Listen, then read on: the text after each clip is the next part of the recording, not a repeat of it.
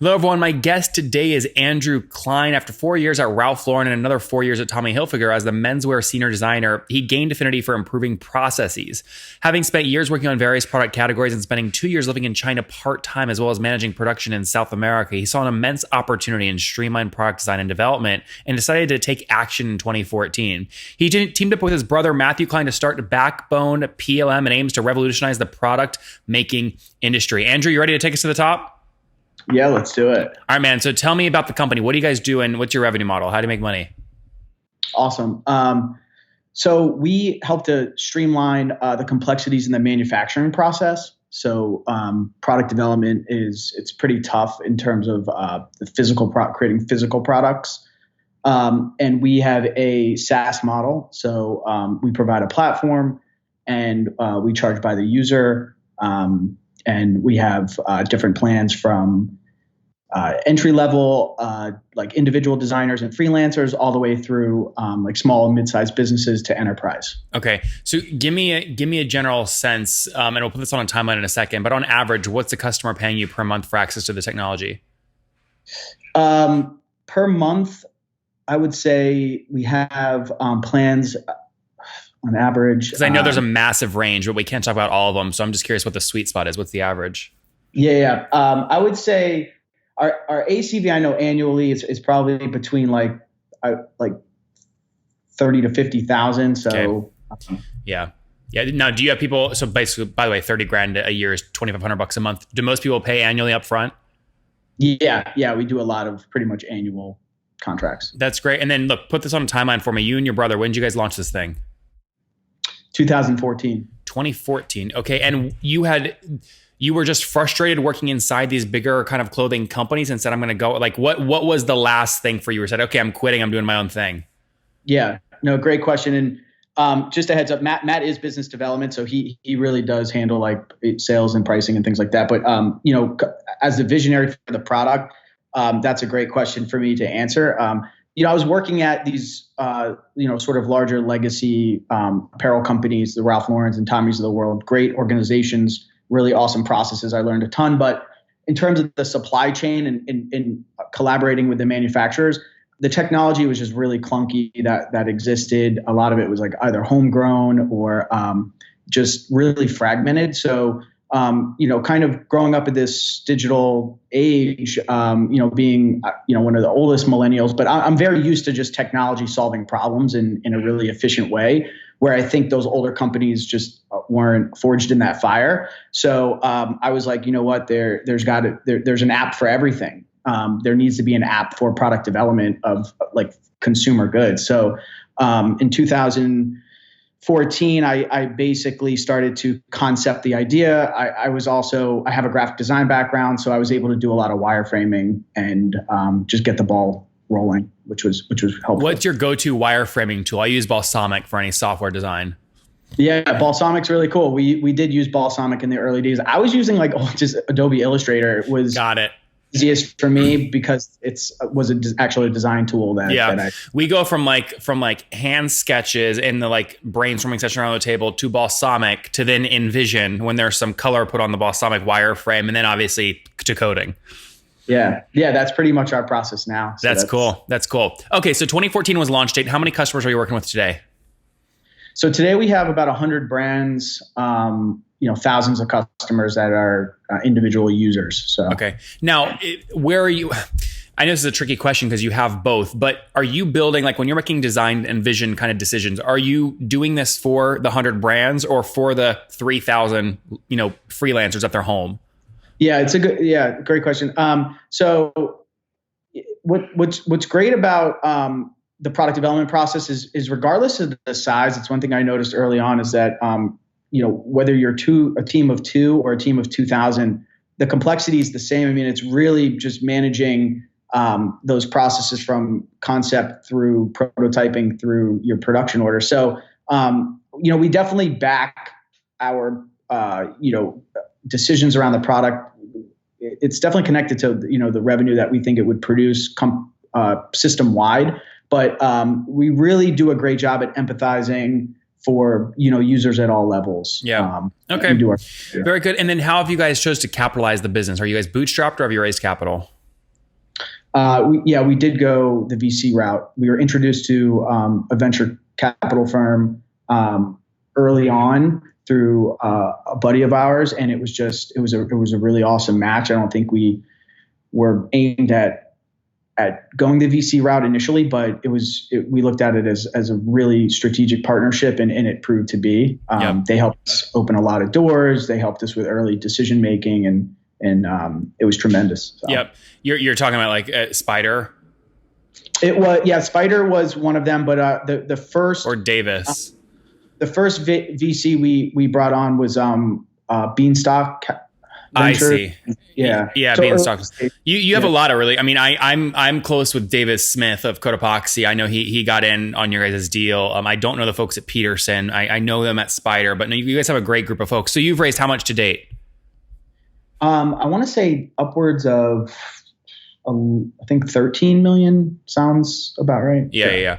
That's great. And all that's been equity, right? You guys haven't done any weird debt stuff?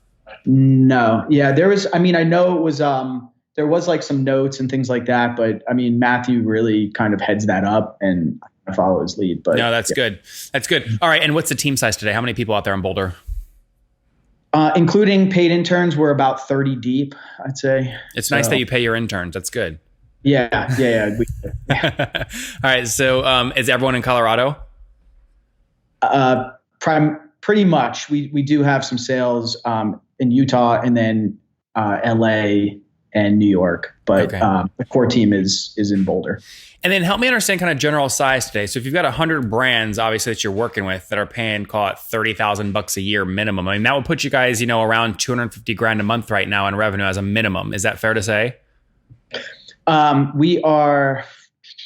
I know we're coming up on we our early adopters did have some discounts, so we're starting to renew those contracts. But I know we're gold for $3 million in revenue this year, which we're on track to beat. Do you know what you beat last? And what you finished with last year?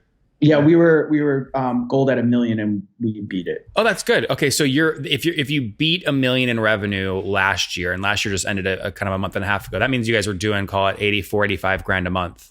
Yeah, that sounds about right. That's good. And where is, as the visionary guy that's building the brand, do you ever spend time now directly with customers, or you leave that to the sales and marketing mostly? Yeah, so it really depends on the deal, but I definitely play the sales engineer role at this point. So we recently we're talking to Movado in a major way, and kind of creeping up on closing that deal so that's something that I was heavily involved in. Up a Baby, Peter Millar Golf. So it really just I would say some of like the larger deals I'll definitely be involved in. So. And what does your guys' growth kind of look like? So if you finished this past year with $1 million in AR, what were you doing like a year before that? Do you remember? Yeah, I would say probably half that. Okay, so you're doubling year over year. Yeah, we are, exactly. And we were, and that was, we weren't really revenue focused. It was more about getting the product dialed in and really homing in on those things. So. Yeah. So I'm going to ask you this question. It's really a question for your brother, but I'm curious how it impacts you, and I'll use this as an opportunity to see how it impacts you. Usually when I see like lopsided ratios between how much you've raised and your ARR, it's usually a sign to me that there is definitely some pressure with the group of investors to be like, why aren't we growing faster, right? So you've raised 11 or 12, you're doing $1 million today. That's pretty lopsided. Do you guys feel, how are you managing your investors when really you're not the one doing it directly? You let that Matthew handle that. Yeah, up until this point, it's been, we look at it as, I've used the acronym SaaS, but it's really like PaaS, like platform as a service. So we're building something massive. We're working with the right guys. We're really product focused early on. So we're at a point now where, the capital that we raised, which is really the chunk of that capital, is pretty recent. When? It was like late last year. We raised like 8 or something. So we're using that now to really propel the business. So It's like we were at that inflection point where scale sales and scale these other divisions of the business to propel the growth. But up until that point, it was really like Matt and I going door to door. So tell me about how you guys landed the first like 5 customers. Specifically, what'd you do? So what we did was, I was really working with our first CTO to build the product, and Matthew had the relationships from his like trade show sales days. So it was really a 1-2 punch in that sense. And he helped get the initial meetings so that we could demo the product.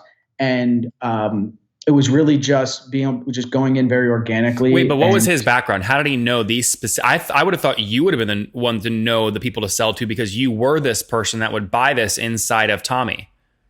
Yeah, absolutely. The challenge with that is getting the meetings with the brands to even be able to show them the product. So Matthew had those relationships because he was in trade show sales. So he worked on the sort of wholesale side of the business. I see. And actually working with some of the biggest trade shows in the country. So hold on, what I'm not connecting is how the trade show relates to people internally at Tommy doing product mock-ups. So he had relationships with these like micro brands, let's call them. So he had all these fashion brands. Fashion brands, yes. Oh, these are trade shows. These are like fashion trade shows. Yeah, fashion trade shows. Yeah. Got it. He was like, if you can build this software, I can sell. He also had pivoted into doing some tech sales for like somebody who was essentially had built a technology solution to streamline like order, like writing, management, line sheets, things like that. Do you know the trade show that was most effective for you guys? Like, do you remember one of the first ones, the name of it you went to? Yeah. So Capsule Trade Show. We actually had a booth there as being like a technology. CAPSULE. Okay, got it. So Capsule allowed us to basically create like a little presence activation with like a live demo and things like that. So brands were walking past us and saying, "Hey, they just sparked their interest and they wanted a demo." And who do you sell to? So what's the title of the person that you have to get to today, get that meeting with? Yeah, great question. So first we have to win over the end user. So a lot of the meetings are like, hey, does it pass the design team? So once we get in a lead that's interested, we'll demo the product usually with like the design team, or it could be like the head of innovation. It could be head of supply chain. It could be like design director. So it kind of varies, but it's definitely, like several stakeholders. And who's buying usually? That's usually like either like CEO, like somebody within the C-suite of the business, or it could be like head of production, something like that, or like a combination of like head of merchandising, head of procurement, some like a combination of a couple. Last few questions here before we wrap up with the famous five. Do you know what your churn is today? Yeah, like really low. I mean, I think we've had like one company churn who was like a really small company. It was like one user, so almost no churn. Okay. Do you know what your expansion revenue looks like? It's okay, by the way. I know you're not the numbers guy. So if any of these you're like, I have no idea what the fuck that is, just tell me. Yeah. Well, how do you define that metric? So expansion would be like, of the customers you signed up a year ago, let's say year one, they paid $30,000 a year. You expanded them into the year two contract up to $40,000 a year. That means you'd have about 10 grand in expansion revenue. Got it. Matthew would probably be better equipped. Do you know if that's an effective growth channel for you? Do you have a lot of expansion revenue? We do, because we've expanded the product offering. So it's something that, we've always had sort of this land and expand model in terms of, offering companies today, an abbreviated solution, and then something later on that goes further up and downstream at more money. I just don't know the exact percentage that we would be, gold at or looking. Yeah. Very good. All right, let's wrap up with the famous five. Number one, what's your favorite business book? Behind the Cloud, probably. Mark Benioff. Yep. Yeah. Number two, is there a CEO you're following or studying? I like Larry Ellison. I'm kind of old school. There's nothing wrong with that. Especially, he has good taste in architecture. We'll just put it that way. Number three, what billing tool do you guys use? We use. I'm not even sure. That's okay. What's your favorite online tool? Favorite online tool is I really like let's see. I guess Envision's up there. Okay. I think it's Envision's good. We use it frequently. All right. Number 4, how many hours of sleep do you get every night? probably like 5 or 6 maybe hours. Okay. And what's your situation? Married, single, kiddos? I got kids, not married. Not married. How many kiddos? 1. Oh, okay. Last question. How old are you? I am I'll be 35 this month. Okay. So 34. take us back to your 20-year-old self. What do you wish you knew? 20-year-old self. I wish I would have gotten to tech earlier, but that's probably about it. Guys, get into tech earlier. Coming again from Andrew, launched Backbone PLM, helping interior designers that managing supply chain and specs between the design houses of, say, a big fashion brand and the supply chain in China. He's helping make that more efficient, less bulky. Over 100 customers. They just did about $1 million in ARR. That's double year over year in terms of what they were doing last year. They raised $11 million to date, $8 million just recently back in December of 2018. 30 people in Colorado as they look to drive expansion revenue and deeper offerings to these brands. All right, Andrew, thank you for taking us to the top. Thank you, my man. I appreciate it.